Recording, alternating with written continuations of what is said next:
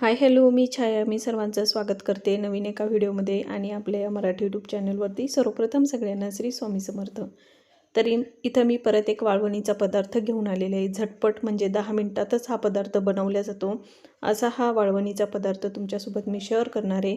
तर इथं तुम्ही पाहू शकता एकदम काचासारखे पांढरे शुभ्र हे उपवासाचे पापड मी कशा पद्धतीने बनवले हेच मी तुम्हाला ह्या व्हिडिओमध्ये दाखवणार आहे. व्हिडिओ कंटिन्यू बघा आणि तुम्हाला खरंच माझा व्हिडिओ आवडला तर व्हिडिओला लाईक करा, शेअर करा आणि सबस्क्राईब करा.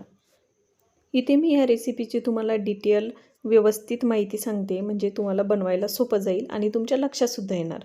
तर इथं मी एक वाटी घेतलेली आहे आणि ह्या वाटीभरून आपल्याला साबुदाणा घ्यायचा आहे. इथे मी तुम्हाला 1 वाटीचं प्रमाण सांगते. जर तुम्हाला प्रमाण वाढून घ्यायचं असेल, म्हणजे 2 वाट्याचं प्रमाण घ्यायचं असेल तर तुम्ही घेऊ शकता. पण मी इथे 1 वाटी भरून साबुदाणा घेतलेला आहे. इथं कढई टेकवली आणि आपल्याला हा साबुदाणा एकदम हलकासा भाजून घ्यायचा आहे. म्हणजे 2-3 मिनटं एकदम कढई गरम होऊ द्यायची आणि त्याच्यामध्ये हलकासा हा साबुदाणा आपल्याला भाजून घ्यायचा आहे.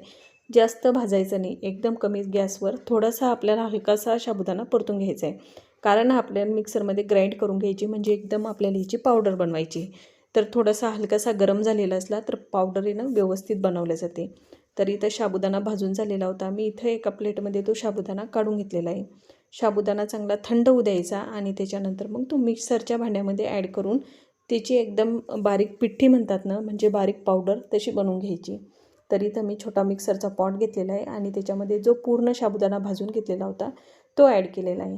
तर इथं लगेच मिक्सरला मी तो ग्राइंड करून घेणार आहे.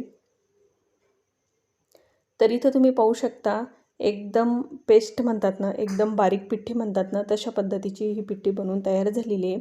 जर तुमची थोडी भरडा झाली असेल तर तुम्ही इथं चाळून पण घेतला तरी चालेल. पण माझी एकदम बारीक झालेली होती. तर इथं मी लगेच काय केलं, ज्या कढईत मी साबुदाणा भाजून घेतला त्याच कढईमध्ये मी ती पावडर ॲड केली साबुदाण्याची आणि त्याच्यामध्ये आपल्याला 12 वाट्या भरून एवढं पाणी ॲड करायचं आहे. पाण्याचं प्रमाण तुमच्या लक्षात आलं असेल.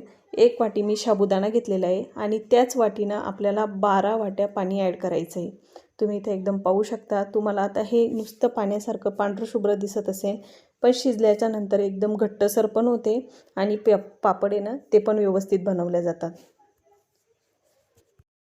जर इथं तुम्ही 2 वाट्या जर साबुदाणा घेतला तर तुम्ही याच्यामध्ये जवळपास 24 ते 25 वाट्या पाणी ॲड करायचं. म्हणजे याचं प्रमाण वाढवत चालायचं. प्रमाण लक्षात ठेवायचं की इथं मी 1 वाटी साबुदाणा घेतलेला आहे आणि 1 वाटीचा मी पावडर बनवून घेतलेली आहे आणि त्याच्यामध्ये 12 वाट्या पाणी ॲड केलेलं आहे.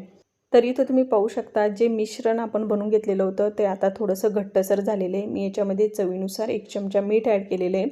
त्यानंतर लगेच मी त्याच्यामध्ये जाडसर जी मिरची असते ना, म्हणजे ठेचून घेतलेली आबडधोबड लालवाली, तर ती ॲड केलेली आहे. तुम्ही इथं मिरचीचं प्रमाण कमी जास्त करू शकता. जर तुम्हाला मिरची पावडर ॲड करायची असली ती पण केली तरी चालते आणि नाही केली तरी स्किप केली तरी पण चालते. तसे पण हे पापड खायला खूप छान लागतात.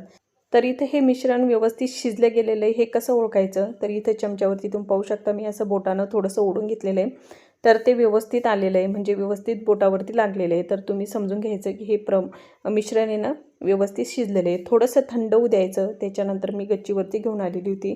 तुम्ही पाहू शकता एकदम कडक ऊन पडलेले आहे. खाली मी एक बेडशीट ॲड केलं आणि त्याच्यावरती जे मेन कापड असतं म्हणजे कॅरी बॅग असते ना, तर ती टाकलेली आहे. इथं तुम्ही डायरेक्ट कपड्यावरती जरी टाकले ते चालतात आणि तुम्ही मेन कापडवर जर टाकत असाल तर खाली एखादा कपडा टाकायचा आणि त्याच्यावरती मेन कापड ॲड करायचं. म्हणजे खालची बाजू तपत नाही आणि वरतूनसुद्धा थोडंसं थंडावा राहतो. चमच्याच्या साहाय्यानं असे हे पळीपापड टाकून घ्यायचे आणि थोडंसं मिश्रण टाकल्यानंतर चमच्यानं थोडंसं पसरवून घ्यायचं. अशा पद्धतीने हे पूर्ण पळीपापड टाकून घ्यायचे आणि 2 ते 3 दिवस वाळू द्यायचे आणि वाळल्याच्या नंतर तुम्ही पाहू शकता एका वाटीचे इथं 70 ते 80 पापड बनवून तयार झालेले. एकदम पांढरे शुभ्र तुम्हाला दिसायलाही दिसत असेल तर एकदम पांढरे शुभ्र आणि एकदम पातळ असे पापड झालेले ट्रान्सफर पापड दिसत होते.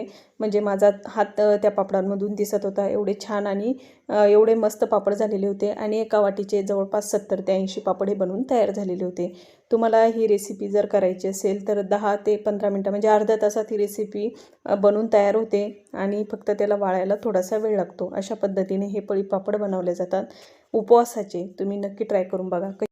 2 दिवस पापड चांगले वाळल्याच्या नंतर मी खाली घेऊन आले आणि मी इथं पापडसुद्धा तुम्हाला तळून दाखवते. कढई टेकवली गॅसवरती, त्याच्यामध्ये तेल ॲड केलं. तेल चांगलं कडकडीत गरम होऊ द्यायचं आणि त्याच्यानंतर मग त्याच्यामध्ये पापड ॲड करायचा. तर इथं मी एक पापड टाकलेला आहे. तुम्ही पाहू शकता एकदम छोटासा पापड एवढा मोठा फुललेला आहे, म्हणजे चांगला पापड फुलून पांढरा शुभ्र पापड तयार झालेला आहे. तर उपवास जे पकडतात त्यांच्यासाठी एकदम छान ऑप्शन आहे. आणि 3 ते 4 पापड जरी खाल्ले तरी पण आपलं पोट भरल्यासारखं होतं आणि खायलासुद्धा अप्रतिम लागतात. तर अशाच पद्धतीने मी 4 ते 5 पापड तळून घेतलेले तुम्ही इथं पाहू शकता. एकदम पांढरशुभ्र पापड आहे. एकदम छोटासा पापड तुम्ही इथं पाहू शकता एवढा सारा फुललेला आहे तेलामध्ये टाकल्याच्या नंतर. तर एकदम कुरकुरीत असे पापड बनतात. तर इथं तुम्ही पाहू शकता एकदम मस्त असा पापड बनवून तयार झालेला आहे. तुम्ही नक्की ट्राय करून बघा ही रेसिपी. इथे साबुदाणा भिजवण्याची गरज नाही किंवा साबुदाणा भिजवून हे पापड बनवण्याची गरज नाही. फक्त तुम्ही साधा साबुदाणा घ्यायचा, मिक्सरला ग्राइंड करायचा आणि झटपट असं ते मिश्रण बनवून घ्यायचं आणि सोप्या पद्धतीनं एकटं माणूसही सहज हे पापड बनवू शकतं.